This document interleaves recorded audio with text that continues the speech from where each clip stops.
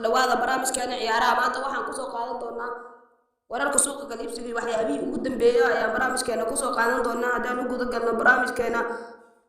kooxda Liverpool ayaa hadda raadis ugu jirto xidiga kooxda Barcelona ee Frank de Jong iyadoo ka dhiganayso bedelada xidiga Naby Keita ee xidiga lagu magacaabo Thiago Alcantara oo muddo ka maqnaan doona garoomada ayaa haatan kooxda Chelsea kula dagaalamaysa xidiga lagu magacaabo Frank de Jong kooxda Liverpool kooxda Chelsea ayaa si rasmi ah u dhameystirtay heshiiska ay kula jirto kooxda Barcelona xidiga lagu magacaabo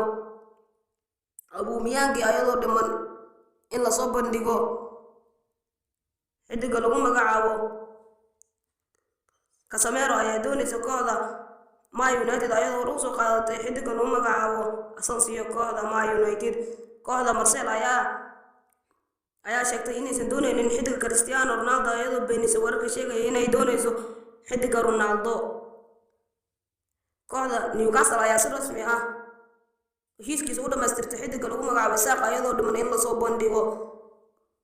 kooxda Juventus ayaa si rasmi ah u soo bandhigtay xidigeeda lagu magacaabo Malaka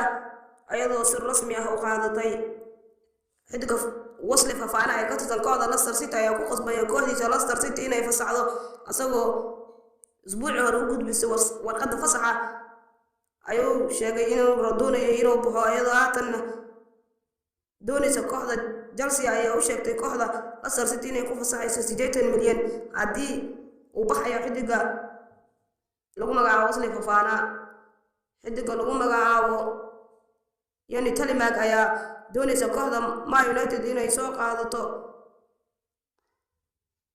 xidiga lagu magacaabo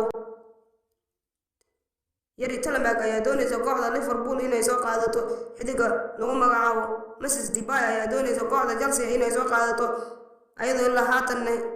aysan dhameystirin heshiiska ay ku doonayso xidiga Memphis Depay fadlan hadday tahay markii kugu horeysay aad soo booqato YouTube-keena xulka ciyaaraha dunida fadlan subscribe inoo saar kambalada kala furo